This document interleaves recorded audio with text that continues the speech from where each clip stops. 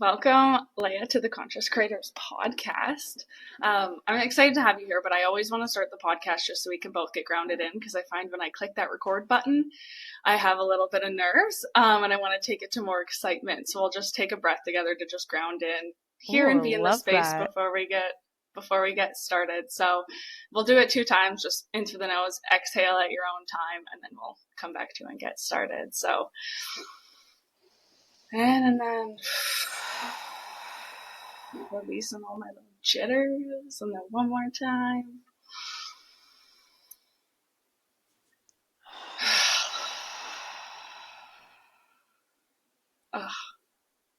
Ah, just the difference of that. Thank you, Mhm. thank you.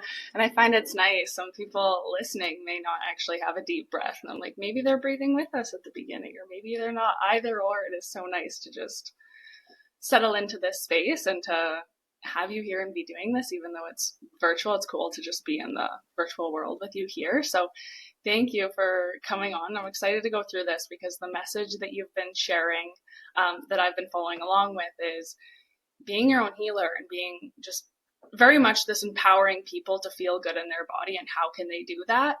So I really love what you speak about. But before we jump into where you're at now, I'm really curious with the version of Leah maybe years ago, maybe just a year ago, whenever it was that wasn't where you're at now. Like maybe you were disconnected from your body. You didn't realize you could feel empowered and how you can actually be your own healer. And I'd love for you to take us through a bit of your story from that version to where you're at now and how you got here. Yeah, absolutely. Well, thanks so much for having me. And thank you for leading us through that little bit of breath work. That was amazing just to kind of start off with. Um, so to go back to a version of me that was not as empowered in my own body as I am today. I mean, I started practicing yoga when I was 8 years old. That's something that not too many people know. Yeah, I lived in this very small whitewater rafting town, and there was a physical therapist who started a yoga class in our community center. And my mom wanted to go, but I was too young to be left home alone. So she brought me along and asked the teacher if I could just sit in the corner and read quietly for the entire 90-minute vinyasa Ashtanga hot power class. And the teacher was like, yeah, absolutely. But also, if she wants to join, she is more than welcome to. And so I was curious and I took the initiative and rolled out of mat. And obviously, I was 8 years old. I did not practice for all 90 minutes. I practiced for about 15 minutes and then I took an amazing 75-minute nap and left class and was like, oh my gosh, like that's what yoga is? Yoga is amazing. And so as I grew up, I had this routine of going to yoga at least once, if not 2 times a week. And because I was so young, I really had to just make it my own practice and do what I could when I could. And the teacher was really amazing. He really encouraged not just me, but everyone in class to listen to their own body. So that was kind of where I got a taste for it. And, along with living in a whitewater rafting town, I grew up with a very, very adventurous lifestyle. I started whitewater rafting when I was 2, whitewater kayaking when I was 4. I don't remember when I learned how to ski. Yeah, it was like some of my first memories are learning how to ski. I was probably like 2 or something like that. And so with that really active lifestyle came a lot of injuries really early on in life. So I'm 31 years old. If I sat here and listed out all of my injuries, we would be here for hours and hours. But just to give you an idea, I've broken my collarbone, I've collapsed a lung, I've shattered both my feet, I have nerve damage in my right knee.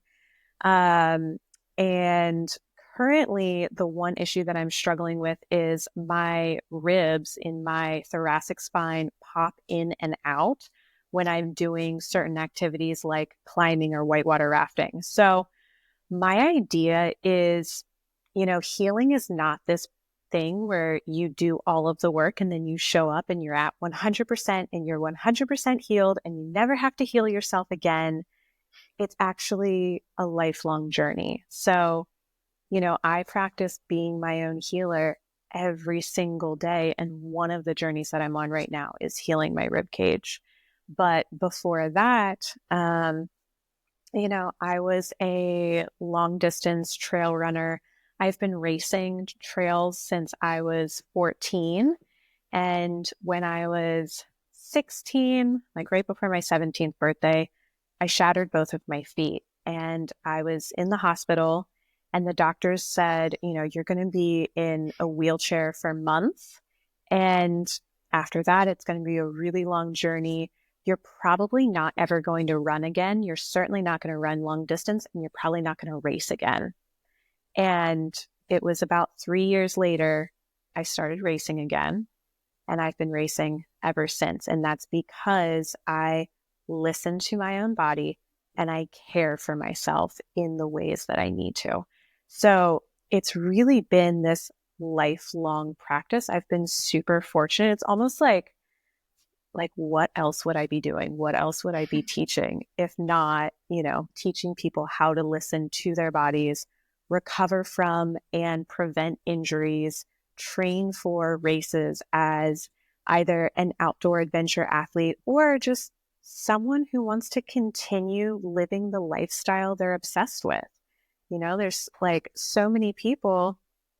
I mean, think about the hobbies that we have, even if it's like disc golf and you're just throwing a frisbee. And if you injure your elbow, then you can't do that anymore. If you think about if you are a content creator and you're constantly texting on your phone and something happens to your wrist or your hand, it makes it more difficult. So as humans, we use our bodies every single day to do what we love and maintain the lifestyle that we have. So why not care for our bodies every single day? Mm-hmm. It's really cool to see how you took something some people could say, like, oh, I just had the shitty end of the stick in life. I broke a lot of things. But you use that, and it's probably a great thing you did to be where you're at now. Like, it makes sense, that transition, because you have been doing it for life. And I think that's so cool to see that, I don't know, life kind of brought you into that as well. Like, your struggles are also now your gifts. Mm-hmm. It's cool how it does that. But I love what you're saying, because our bodies are they need the care. Like, I think we just assume they should work good. And if you get injured, that's just how it's going to be. Mm-hmm. Yet through the intentional, care and being aware and listening to our bodies and then working with it, we can, I guess, have it still work better, even though we have injuries. Like, some people break something and then they're just like, oh, I just can't do it anymore. Like your foot accident, they're like, oh, you're not going to run. But it's really cool to see how you took that, and the body, it does repair itself when you put in effort. But you also pointed out it's a lifelong journey. Mm-hmm. It's not a one and done thing, which I think is huge, because I've definitely went into that myself. I had an injury and I was like, oh, I'll just do a little bit, but I didn't notice instant results. Or I did it for a bit and then I noticed it come back. And I was like, oh, I guess it just wasn't good enough. But then that remembering of I actually have to keep doing this. Yeah. And this is just, if I want to feel good, we need to care for our bodies. So I think it's cool that you've been given the examples in life that could be a struggle to really know that and then be able to teach that to others. Yeah. And to speak more about that timeline, I mean, other things that I have healed, and this is so less important, but I used to have huge, frizzy, puffy, mushroom hair that was nappy and I couldn't run my fingers through it. And I just decided that you know what? This is not the hair that I'm going to have. I'm going to heal my hair. And the journey took, honestly, probably 4 years of learning to sleep with a silk bonnet, learning to put oil on my scalp before I go to sleep every night, sleeping with a protective style, not using heat, not using shampoos or conditioners with a whole lot of fragrance or other chemicals in it. And over time, I saw The roots that were growing out were so much smoother and more beautiful than the rest of my hair. So I decided to completely shave my hair off. And this is what grew out. It's like beautiful and voluminous and soft, and I can run my fingers through it. And I get compliments on it every single day when I go out. But it didn't start like that. And it also didn't happen overnight. When I decided to shave all my hair off, people thought that I was absolutely insane. And then I had to like go through that awkward growth period where I kind of looked like Will Ferrell for a little bit. But in the end, I knew that it was going to be worth it because it was going to grow out and it was going to look really good. And another example is, I healed my really painful period cramps. I used to have debilitating, painful period cramps where I couldn't get out of bed for like 3 days, and my cycle only lasted like 16 days long.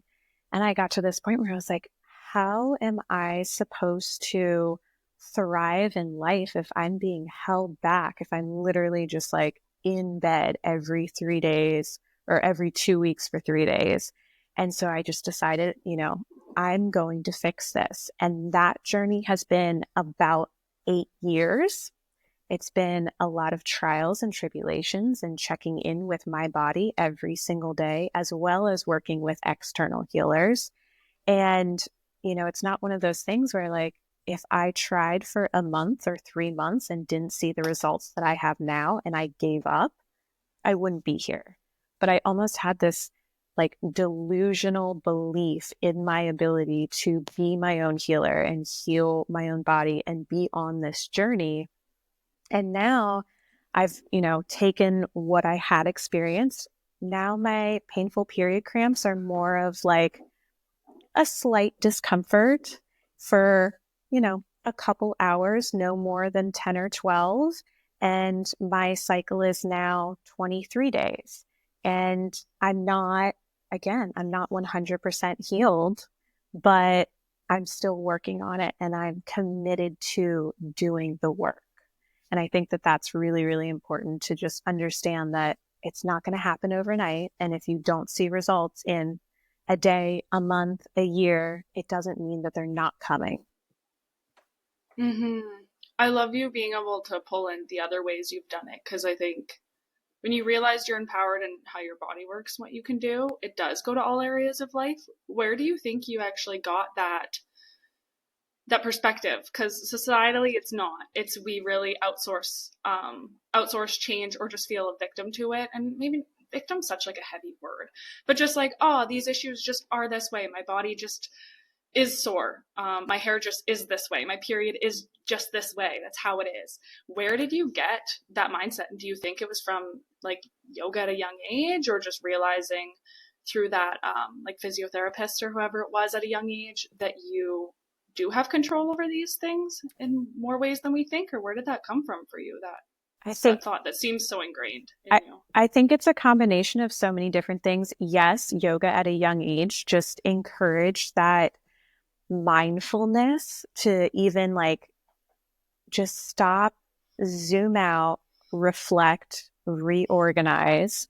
Um, there's also just this like delusional belief that I've had in myself since I was a really, really young girl. I had this vision of myself that I would be like this total badass, covered in tattoos. I would have this really beautiful hair. I would be a yoga instructor teaching at festivals, helping hundreds of people at a time, just to like help as many people as possible. And I had that vision and held that vision even when I didn't understand it, even when it seemed so far out of reach that it's like, why would anyone logically even hold on to this? But I would say the main source of that understanding really came from being a massage therapist and studying massage therapy for as long as I did. So I graduated high school when I was 17. And as soon as I turned 18, I went to massage therapy school. As soon as I got out of massage therapy school, I started working as a massage therapist at a resort spa. I was there for about 5 years. And after 3 years, I was one of the lead massage therapists at that spa. I was one of three lead therapists. And I just realized that, like, oh, I'd gotten to this point of like, is this it? Is this all that I'm going to do? Like, have I just like seen the next 30 years of my life play out here where I'm going to show up to this space every single day, or am I going to change it? And so, my personal belief is if you don't like where you are and you don't know where you want to go, the bridge in between is education. So I got my hands on as many continuing education classes as I could. And the key for me was I didn't sign up for what I thought I wanted. I signed up for what was most easily available to me. So if I had only signed up for what I thought I was interested in, my career would have taken a significantly different turn into more spa and aesthetics and massage to remove cellulite and all of this like more cosmetic stuff. But what was accessible to me was more like physical therapy type classes where we worked with the fascia and learning myofascial release. And I took all of this education, and what I realized was when you work with someone, time and time again, over a long period of time, you can really watch their progress in that practitioner client relationship. And what I was experiencing working at a resort spa was I would see, you know, 8 new people every single day, 5 days a week, every single year. My regular clients at this resort spa would only see me once a year or maybe 2 times a year. And they would always come back to me, but they wouldn't come that often. So I decided to leave the spa, become self-employed, and start working with outdoor adventure athletes, helping them train for and recover from races. So I specifically worked with whitewater kayakers, mountain bikers, and long distance trail runners. I also worked with a little bit of skiers and climbers, but it was predominantly those three. And so I would have people come to me who valued their body and their lifestyle, and they would, go for a run and say like, oh, well, my calf is bothering me today. And they would come back to me with that issue, and we would like collectively work together to not only understand the root of the issue and heal it, but then I would give them things to do on their own to prevent further injury. And they would go out and practice that and come back and they'd be like, oh, this is what shifted. It's not in my calf, it's in my foot, or it's in my knee, or whatever the issue is. And we could kind of map out their body. And so I worked with those clients for so many years. And the ones who really stuck with me and really believed in their ability to heal their own body saw amazing results. And so I was able to identify like, this is a skill that you can teach people. And it's a skill that you can develop yourself over time. And so even though I've been practicing this for over 10 years and kind of doing it on my own for much longer, I mean, I feel like I'm just scratching the surface of what I know and what I'm able to teach. Mm-hmm.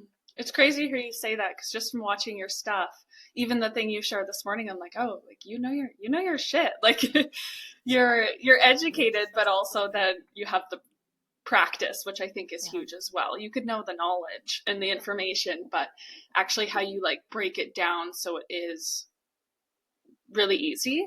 Like your practice you shared this morning where you're like, it felt like it started here, but it was somewhere else in the body. And then you located it just through listening and moving and kind of going through it. I was like, oh, this is doable. Maybe I should do this. Like you make it really tangible to someone who doesn't know all the deeper knowledge behind it that is very valuable, but there also is a part where it is intuition based and body based. Like you don't actually need all the education to do it, I believe. Maybe that's not totally accurate, but also you're teaching people, which I love very much because although they're still like you get to educate, they're still very much you're empowering people to be like, you can do this yourself, Mm-hmm. which I think is really cool to be able to do instead of just having them come back to you every time and you doing your thing and you're like, I know I have a regular client, but you're like, hey, they're still coming back to you though because they really see that you can teach them those things, but there is still use for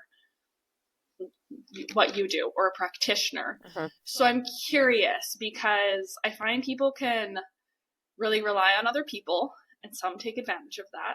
They're like, come to me, I'm your solution.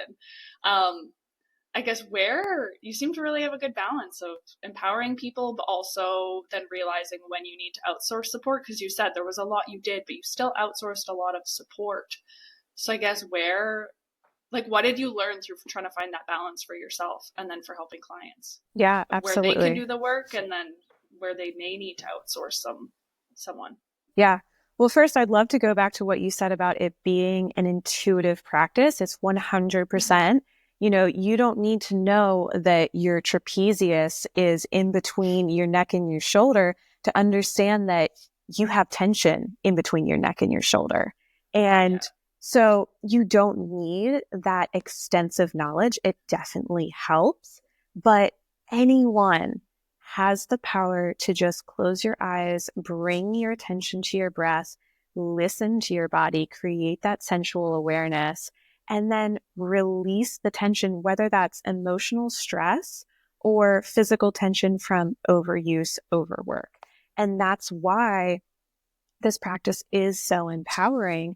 And, if you join my Be Your Own Healer program, it's 9 hours of content. Ideally, the program is set up so that after those 9 hours of content, you don't need to come see me anymore because you have the knowledge and you are empowered to do everything on your own. If you want to come back and see me, we can collaborate together, but you don't need that.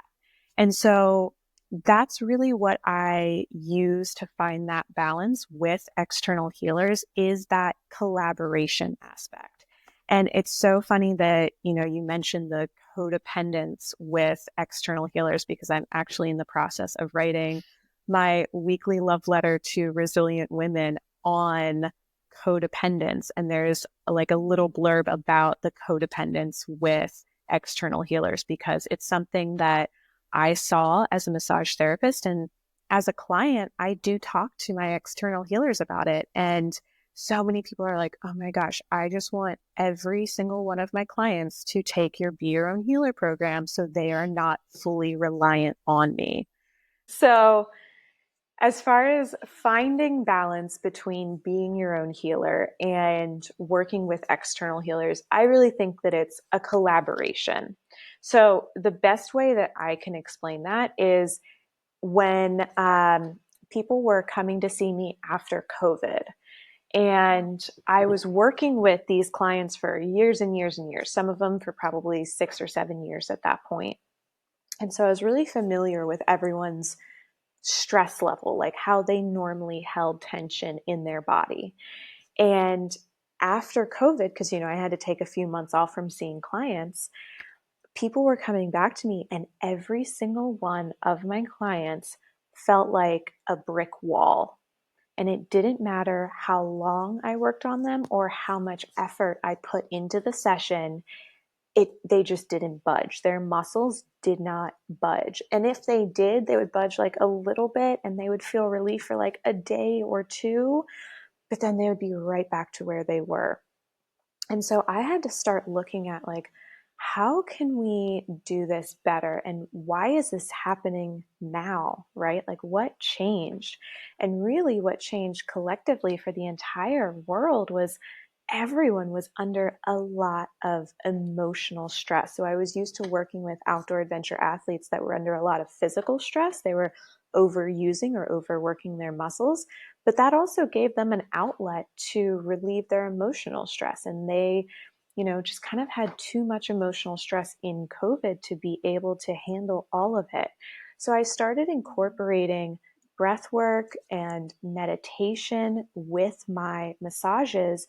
And I was able to see an incredible result with clients who would feel relief for 3 or 4 weeks, or even some of them would get a massage from me and they would usually come back every 4 weeks. And after 4 weeks, they would come in and I'd be like, how are you feeling? And they're like, oh my gosh, I feel so great. Like, I almost don't even need a massage, but I know that I am going to keep coming back to you to maintain those results. And so that was a really collaborative effort between myself and my clients. And so, as someone on their own healing journey, I approached external healers the same way.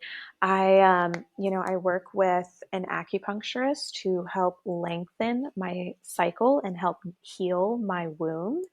And that doesn't just happen. I don't have the results that I have because I went to an acupuncturist once a week or every other week. It happened because I track my cycle, I track my temperature, I track how my body, mind, and heart feels in conjunction with my cycle days every single day so that I can look back and see patterns.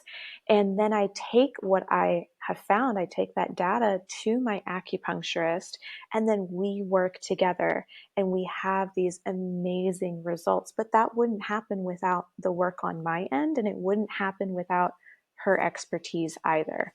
Same thing with the chiropractor that I work with to heal my nervous system.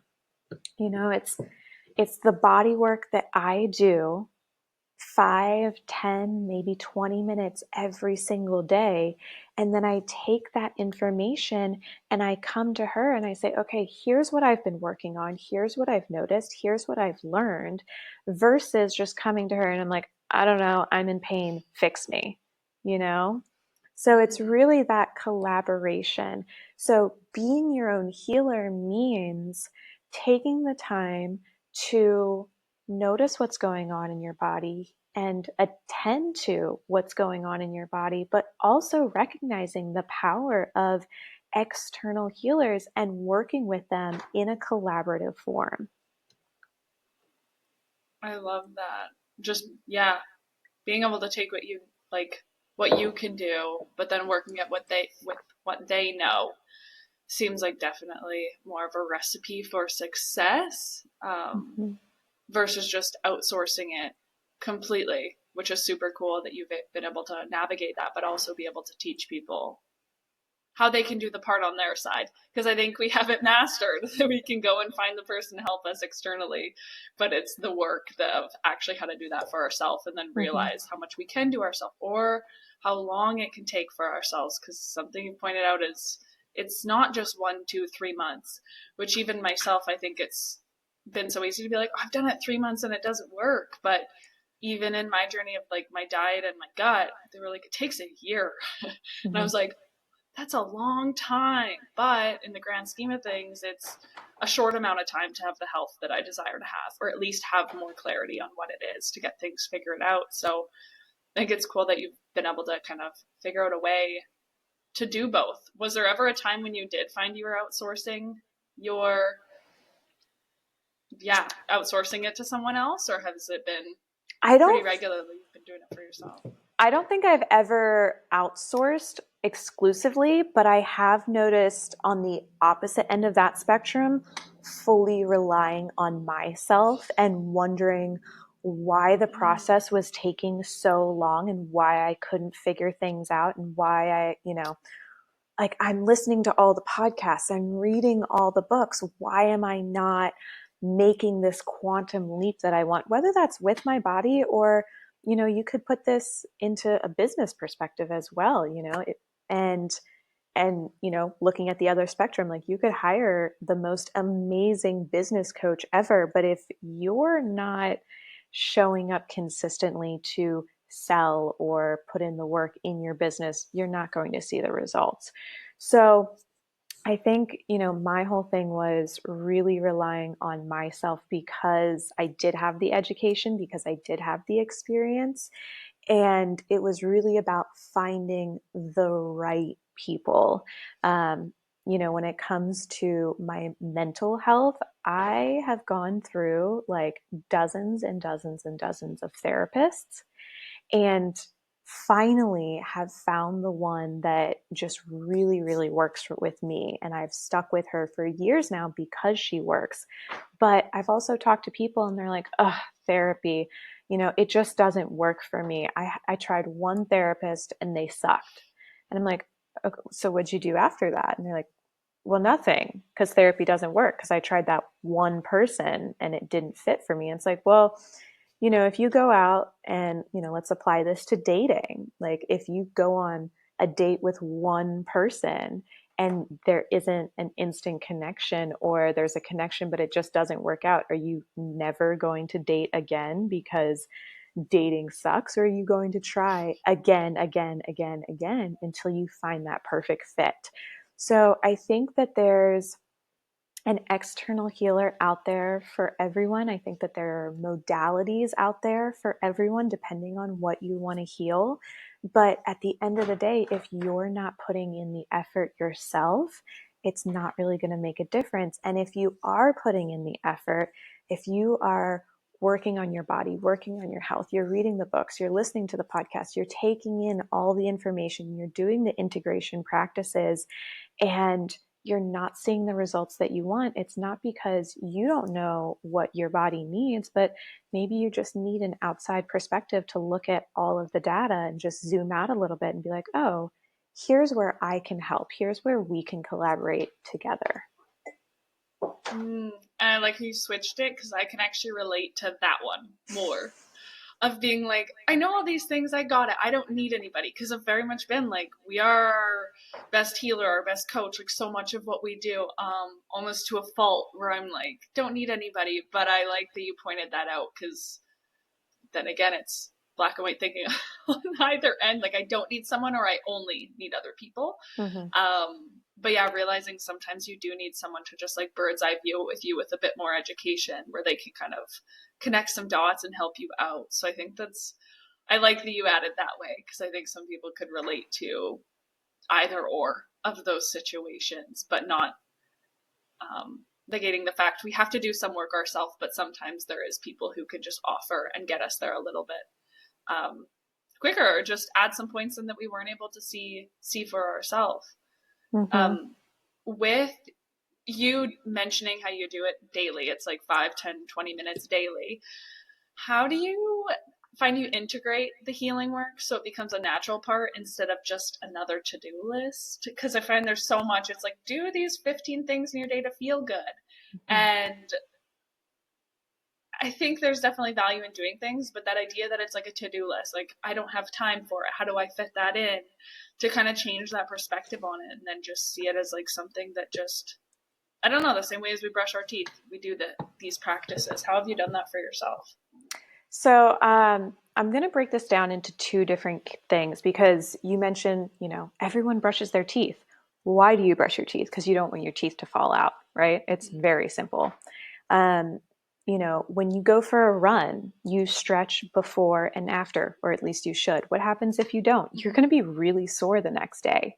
So yes, I do all of these things, and it's so that I can continue to live the lifestyle that I want to live. I know that if I don't sleep with my hair in a silk bonnet, then I'm going to have nappy, tangled hair, and it's going to be a pain in the butt. And in 3 days, I'm going to have to do a deep conditioning mask. And that whole process is going to take me 1 hour. So it'd be a lot easier to just take the 3 seconds to put the silk bonnet on and be done with it. But the other thing is, I romanticize the hell out of the process. So I have a morning routine and I have an evening routine. And when I'll give you the example of, I love to do dry brushing before I get into the shower. And then Ayurvedic practices suggest that instead of getting into the shower and hydrating our body with water and then getting out, drying off, and putting oil or some sort of moisturizer on when your pores are already fully hydrated with water, that oil is just going to sit on top versus putting oil on before the shower, getting into the shower, letting the warm steam from the water just open up your pores, letting that oil soak in, and then getting in the shower and just washing where you need to and letting that oil absorb, getting out, drying off, your skin is going to feel so much better. So for my shower ritual, it's not like, oh my God, okay, so I have to dry brush and then I have to put oil on and then I have to get into the shower and do my lymphatic drainage and I have to do A, B, C, and D. And it's, all of these steps. And if I don't do it, then my whole day's ruined. Instead of doing that, I turn off all the lights in my bathroom and I light a bunch of candles that I've actually made myself. I've gone out and thrifted the little bowls. I've melted the wax. I've combined the essential oils. It was this really fun, creative process. Now, every single time I light the candle, it makes me so happy because I made it with my own two hands. And then when I have 4 or 5 candles lit in my bathroom, it feels like this really luxurious spa experience. I put on relaxing spa music, and then I apply my favorite oil that I get from a small farm in North Carolina that infuses it with lavender. So then my whole bathroom and my skin smell like lavender. And I get into the shower and there's steam, and it's just like, oh my gosh, I am so lucky to do this for myself. I am so rich. I am so luxurious. Like I have this 15 minutes, maybe 10 minutes, maybe 5 if I'm in a rush of my day that just feels so amazing. It feels like, honestly, I am in a steam room of a 5-star spa. Like my body, my nervous system does not know the difference. And that is so romantic. And you can apply that to so many different things, like working with either a gua sha or a therapy ball. I prefer a lacrosse ball because it does the same damn thing, but it's $20 cheaper. And I can roll around on that lacrosse ball for 5 or 10 minutes, and my body, my nervous system does not know the difference between that and a $200 massage. Like, how lucky am I to have a yoga mat and a space to roll out my yoga mat and the time freedom to spend 5 or 10 minutes every single day rolling around on this lacrosse ball and giving my body the care that it needs, whether that's in my shoulders or in my hips or rolling it around my feet because I shattered both my feet and my feet need care every single day. Like, how lucky am I to do that for myself? It's so romantic, the whole process, whatever I'm doing. Yeah, that's a beautiful way to be able to look at it and to cultivate, because then it's not something that you're like, oh, I gotta do this, and it almost we're doing it out of feeling forced versus like a genuine love to do it, and then also Mm-hmm. to know how it makes you feel. But I guess it is that, like, so many things you've said, it brings me back to where you said like the mindfulness allows you to see, okay, long term, if I don't do this in 3 days, it's actually going to be harder for myself, so I can do it now. So it's like through the mindfulness, you've been able to have that bird's eye view through so much of it to realize why it's important now. Or I think when we're rushing through our day to day, we're just next thing based on how we feel instead of being able to be like, I don't know. I think that with the dishes, I'm like, hey, I don't want to do these, but tomorrow, if I wake up in the morning, I'm going to thank my yesterday self if I get them done or not. But it's Mm-hmm. on the days I'm not thinking that way or don't have that bit of mindfulness, not there for tomorrow. I can deal with it then.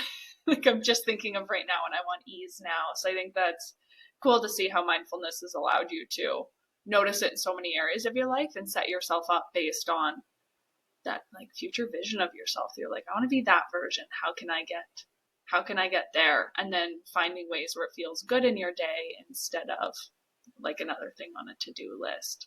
Mm-hmm. So it's cool you've been able to do that, and then obviously teach that, because I was on, you've done I think a few or just one of the free be your own healer, like just little experiences, and that's something I love that you did do in that is, I don't know if you mentioned it or if I just did it where the lights were low and that was on my Mm-hmm. yoga mat. Oh, I felt so good after that. Just being able to like slowly put oil on your body and then use the gua sha. And I was like, oh, this is nice. Like I love myself right now because this feels good. And we don't usually slow down in those ways to do it, which I love that you're able to teach that and share that, because since then, that was months ago now, I feel like I've still thought back to that when I go to do something and I want to like rush through it just to get it done, get it off the list. I'm like, let's actually make this a bit of an experience Mm-hmm. and have this be a routine that I do enjoy, that I feel good doing, and not just like passing through it quick. So, Yeah. Yeah, I actually call that process setting the senses. And I mm, recommend that people do that before every one-on-one session with me, every group program, every free experience, whatever it is, if it's virtual and you're in your own home. Um, so you think about your five senses and sight, like, is your space a total mess? And are you going to be distracted by that mess in this experience? Or can you just take a few minutes, maybe like 2 minutes, to just clean up, tidy up, whatever, so you feel better? Um, Touch, and like, what clothes are you wearing? Are you wearing super tight constricting pants that are your stand-up pants and not your sit-down pants? Or are you wearing just like the most luxurious, soft, fluffy jumper with a cardigan and some cozy socks? Smell, do you light a candle? Do you light some incense? Do you spritz a little rose water? Do you roll on some essential oils so that you can just kind of sniff your wrist and like really envelop yourself in that relaxing scent, your favorite scent, whatever it is? Taste. Do you have something yummy to snack on, or your favorite beverage that you can sip on throughout the experience? What else am I missing? Wait, smell, taste, sight, touch. what's the other one?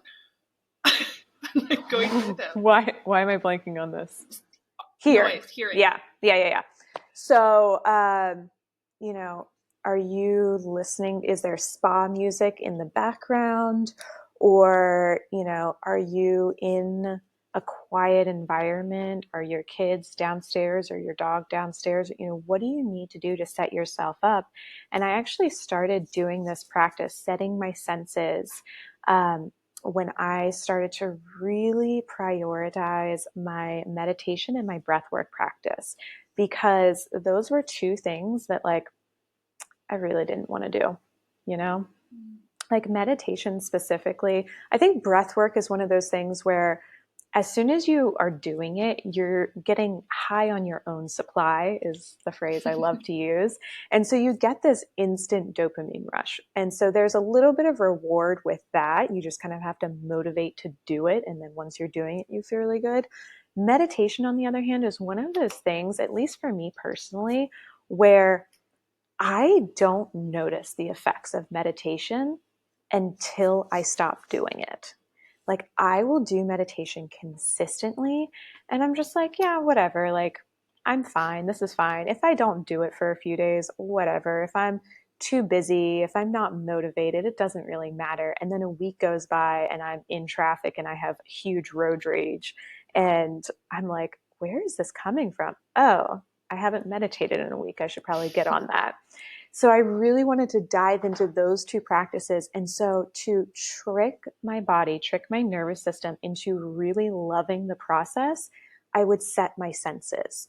And so every single time I hear like massage music or spa music, every single time I would roll on a very specific essential oil blend, every single time I would put on my favorite jumper that's made out of eucalyptus fabric so it feels like velvet on the skin, like, my body, my brain, my heart, my nervous system would get so excited. It's like, ooh, we know what's coming next. We're going to do those practices that make us feel really good in the long run. So when I'm teaching to anyone, whether it's a free or paid experience, I really encourage them to set the senses. And whether they realize it or not, they are priming their brain and their nervous system to really experience it to the fullest. Because imagine if you showed up to my free Be Your Own Healer experience and there were 10 people running around your house and you were in an itchy wool sweater. It was really loud and you hadn't brushed your teeth in 3 days and there was like a weird taste in your mouth and you tried to sit down and enjoy the experience. It would be totally different than if you set your senses. So it's really just setting your body, your mind, your nervous system up for success and to really love the process in the long run. Hmm. Which I definitely, yeah, that's what stuck with me out of what you had taught on that just little freebie. I was like, I love this. Yeah, romanticized it. It felt Mm-hmm. good. And it was a huge part of, yeah, I think why it felt good. Why I go back to that is because I'm like, oh, right, if I create that space again, like the body just probably creates that nervous system relax. So it's like, right, we can be safe here. We can calm down. Like just to go into it with that is really, yeah, just feels special. Definitely romanticizing it. And then I'm Mm-hmm. like, I want to do more of that for me. Yeah. And you think about it like that's something that anyone can do. It's totally Hmm. accessible to wherever you are in the moment. It's, it can be free. Like, yes, you can, um, buy a really, really expensive jumper or the very fancy yoga mat or, um, whatever, like you can pay more money for all of these things, or you could just like do what you can with what you have in the moment and make it work and set yourself up, whether that's as soon as you wake up, you put on your favorite music, you light your favorite incense, you make your favorite beverage. And it's just like that little moment, that time for yourself, even if it's just 5 minutes, is going to set your day up to be so much more better, romantic, easeful, whatever word you're looking for, you can create that for yourself. Hmm. Yeah, definitely. Being able to, yeah, have that space. There was something that came up and then I had lost it, but it will come up because it's kind of tied in between that and just the healing in general. So I'll let that one come up. But I'm curious, what are just some, I guess, advice in the world you're in with being your own healer, but also being able to collaborate with other people and just healing in general and working with athletes? What advice do you wish more people would actually take seriously? Or something you know now Mm, after many years being like, I wish if people took this seriously or if I took this seriously sooner, it would benefit people more. yeah. So um, I have three, and I actually just shared them in a thread today because as I was working with my body this morning and doing the body work, they came up and I was just like, oh my God, why do people not know this? And it's like, well, Mm. maybe because I don't talk about it enough and I should really just put it out there in the world. So, number one is, there is a difference between physical tension and emotional tension. So we hold grief and sorrow in our shoulders, and we hold fear in our hips. And so you think about if you are really holding on to an emotion, if something happened to you, some sort of trauma, whether it's big T or little t, and you haven't allowed your body the space and time to process it, it is going to stick in your body and it's going to manifest as physical tension. And that physical tension is completely different than the physical tension that comes from overuse or overwork when you are, active and you have an injury. So being able to tell the difference between those two tensions is mind blowing. It will completely change your life. How do you tell the difference? One is working with someone who can guide you through that. But if you don't have access to that, just being still and listening. In 2025, how often does the average person put their phone down, turn off music, turn off the TV, and take 5 minutes to just close their eyes, focus on their breath, and notice what feelings are arising? How often does someone do that? Probably not that often. Mm-hmm. So that is one huge thing that I would love for everyone to practice is just that stillness.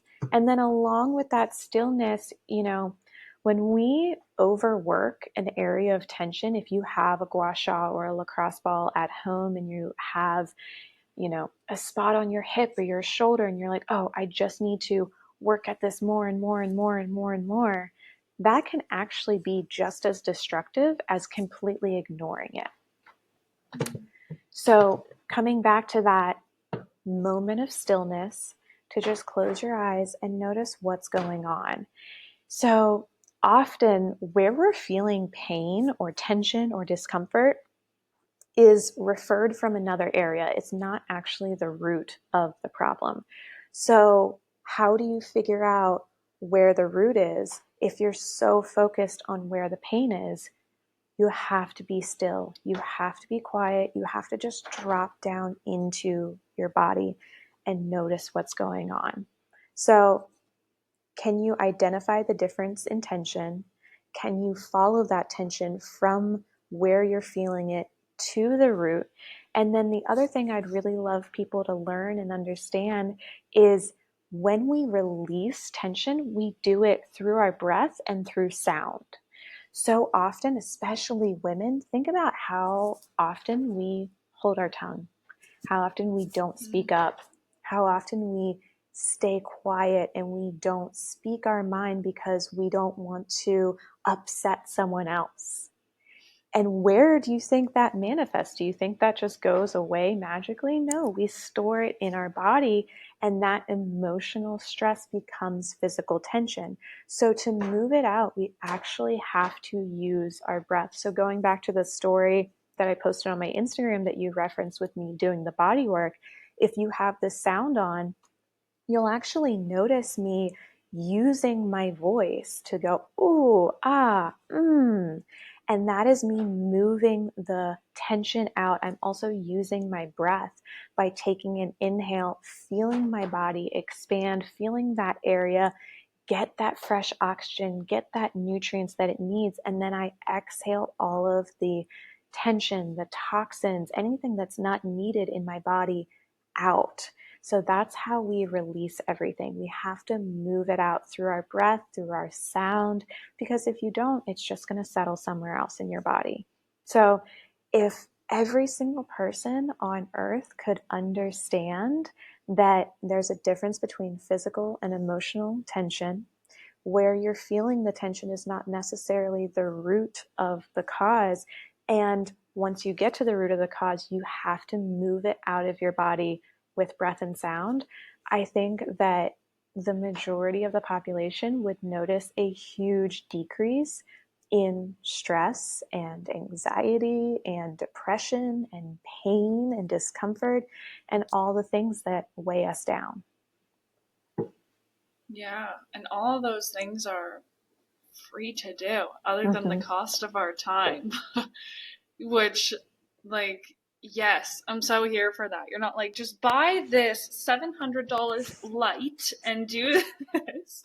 You've just made it so much easier. But also, I love that I didn't base that question off seeing your story, but I'm like, it worked perfectly with what you've kind of concised it down to for people. Mm-hmm. Because, yes, agreed, if we just took a little bit more time to realize those things, I think we don't realize how good we can feel until we feel good.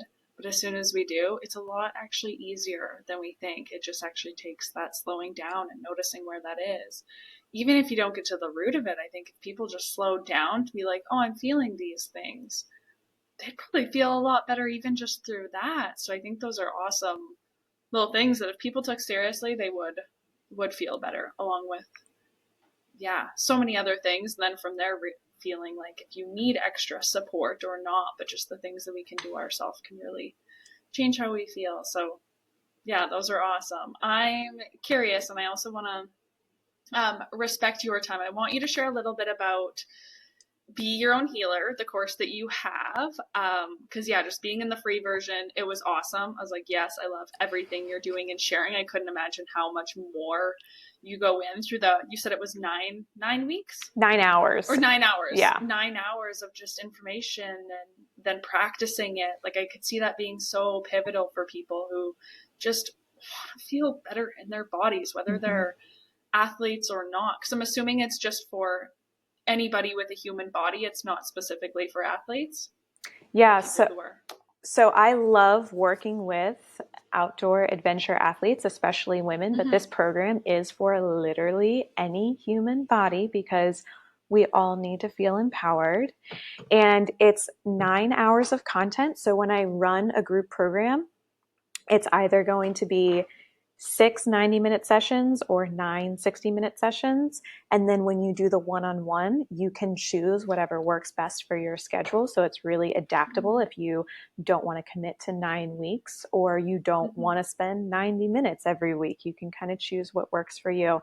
And like you said, we covered so much in that one free session, but that was just 10% of the work we do. And so it's built so that every week we learn something new, but we also integrate what we learned in the last few weeks. And we build and build and build. And you're so encouraged to take what resonates with you in each session. I cover a wide variety of breath work, sound work, and body work in a specific area. And then you take what feels good and you integrate it into your own practice so that at the end of the 9 hours of content, you have a daily routine or weekly routine that works for you, for your body, for your ailments, your injuries, the way you uniquely hold tension patterns in your body. And overall, what you walk away with is an understanding of how to breathe properly, because I promise you, 99.999% of people are not breathing properly, even if you go to yoga classes, even if you have a little bit of breathwork understanding. The average person is not fully using their lung capacity. And then we keep stale air in our lungs, and then that leads to issues down the line, whether that's in your shoulders, in your low back. You think about how large the thoracic cavity is and what happens, can affect upstream or downstream in our body. So, number one is how to breathe properly. Number two is creating or cultivating that sensual awareness, which simply just means dropping into your body and being able to identify, is this emotional stress or is this physical stress? Because how you deal with one is completely different than the other. And then how do you release that tension? How do you use a gua sha? How do you use a lacrosse ball? When and it's just like little tips and tricks that I've picked up as a massage therapist working with thousands of clients over 10 years. I'll give you one example. So if someone is experiencing neck tension right at their occipital ridge where their neck meets their skull, and you're working on it and working on it, maybe you're rolling on a lacrosse ball or whatever, and the tension is not resolved, that means that that's not the problem area. That's not the root of the tension. And 9 times out of 10, if there is neck tension that is not resolved by working on the neck, that's because the root of the problem is actually in your latissimus dorsi. So underneath the armpits, kind of close to your shoulder blades. And so that's like a unique little trick that I will give to my clients either in a group session or when we're working one-on-one. If someone has neck pain and we work with it and it's like, okay, well, let's try this one area instead, and we can go into that. So how do you breathe properly? Because as I said earlier, how you breathe is how you release the tension from the body.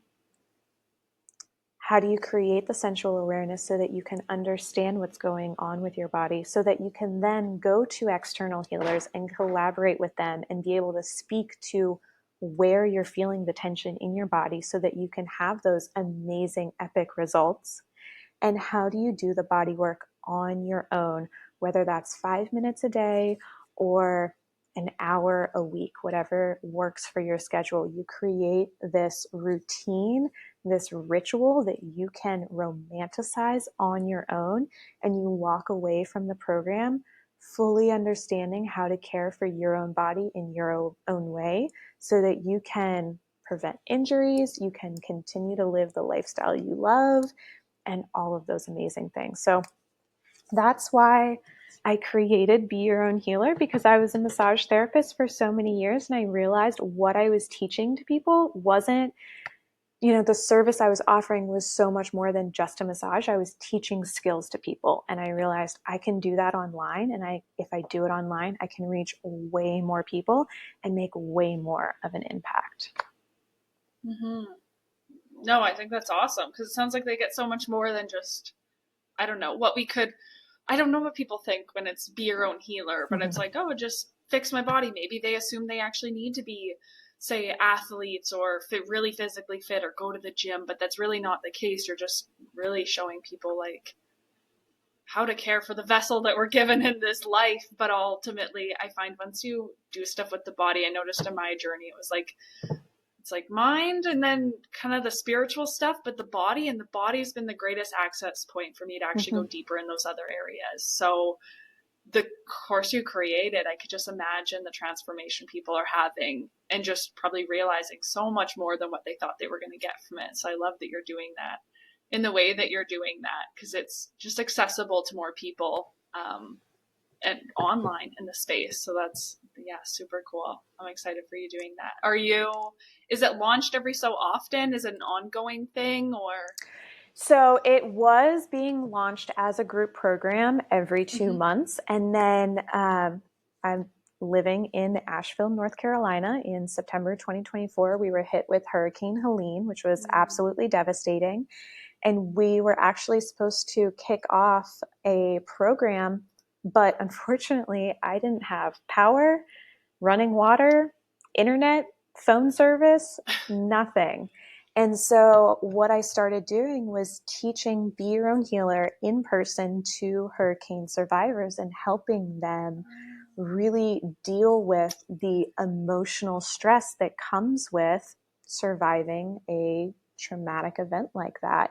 And so my messaging really shifted, and it was less about working with athletes to help them prevent injuries, and it was more of just working with humans that are dealing with stress, and like, how can we just slow down, tap into our bodies and understand what's going on so that we can work with our bodies instead of fighting against them.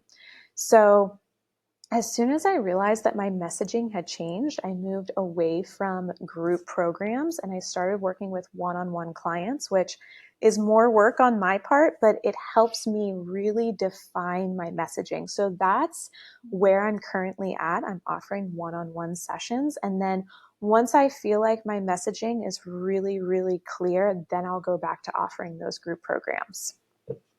Oh, okay. Okay, cool. Because, yeah, I'm sure people listening to this will be curious just after hearing you speak in such a way where, I don't know, maybe they have found other people and it just hasn't worked for them, or they're at the point where they realize I've done so much myself and maybe I do need a little bit more external. So, yeah, I'm excited for you when you kind of get that, but Yeah. also just kind of honing in what that is. And then another thing I want you to share a little bit about, you brought up briefly, but is your love letter. Is that what it's called? Your love Yeah. letters that you do. I love following along with them and reading them. They always seem so fitting with the time I'm in or the topics that you discuss. So yeah, just share a little bit about that because it's, yeah, just an awesome thing to be a part of.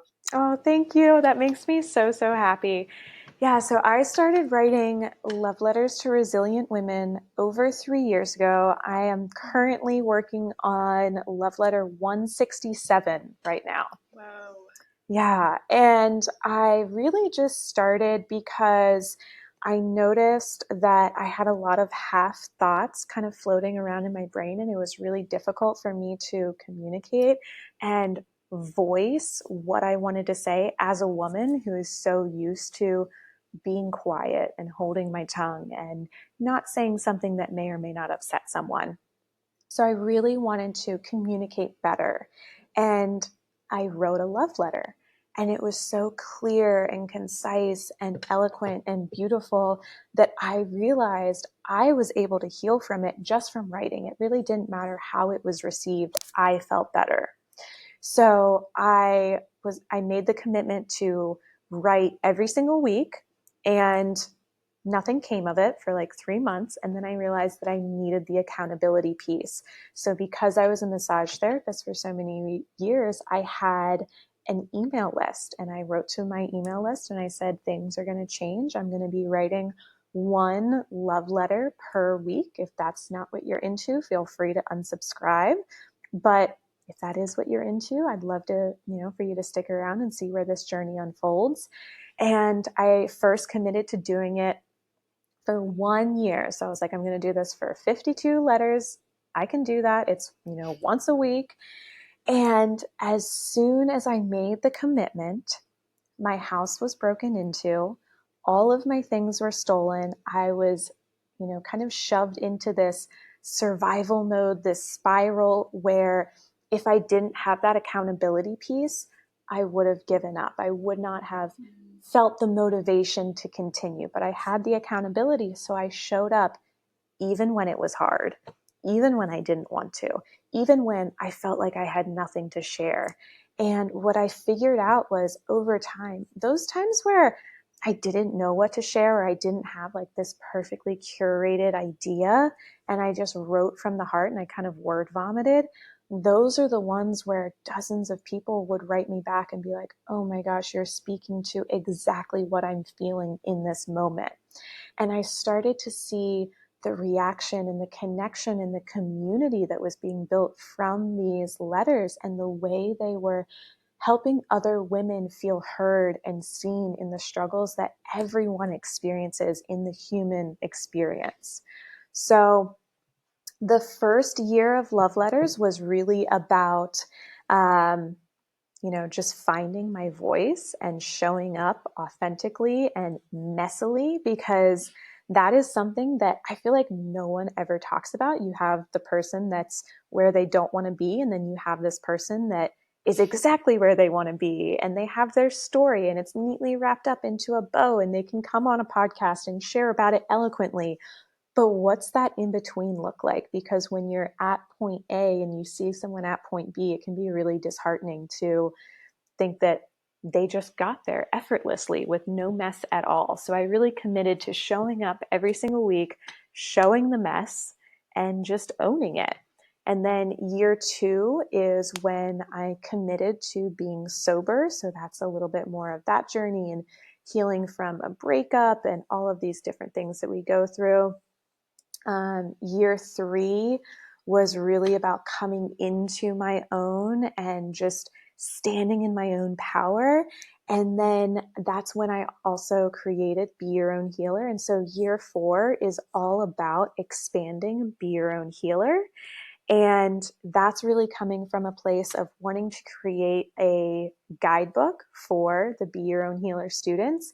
And as I sat down and started writing it, I was like, oh my gosh, it's going to take me a year to write out what I really want. And then I was like, oh, well, I actually have a practice of writing every single week. So that would be perfect.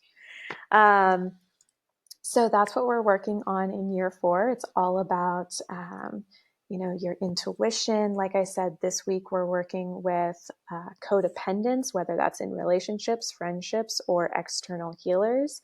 And so that is held on Substack, which I am a huge, huge, huge fan of. I absolutely love all of the different ways it brings the community together. We have a private chat for paid subscribers. You can subscribe right now. The subscription is $6 a month or $60 a year. And then I also have ways for paid subscribers to, refer friends and get free months so that they can kind of just get a little bit more out of it.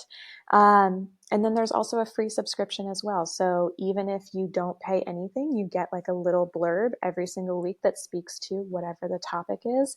And I love the way it brings the community together. It's so amazing. And it's one of my favorite things that I do in my business. Yeah, and even just hearing you speak on it, how cool to be able to write in the way that you are, that's so much for yourself, but also for others, to be able to see the past couple Mm-hmm. years and the journey of it. And no, it's beautiful to be able to hear a little bit more behind how it was curated and the intention behind it, and how each year is its own kind of journey in itself. So I love that. Yeah, absolutely have loved reading them and what you have to share in them. They have been awesome. So yeah, I hope people check out that as well. But in wrapping this up, I want to do this new little thing. Are you down to do it with me? Yeah. Yeah.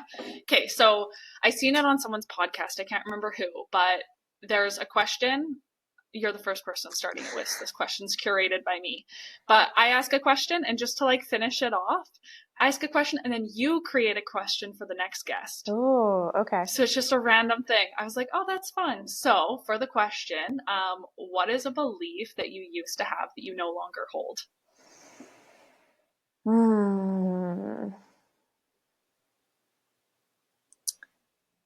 I used to believe that I had to have the how figured out before I took the first step. And what I've figured out is if you just take action, inspired action, the opportunities will present themselves and the how will figure itself out. Gold. That is great. That is great. And I won't go too much into it because I totally could, but I want these questions to be like a wrap up. And if you were to give a question to the next guest, what would that be?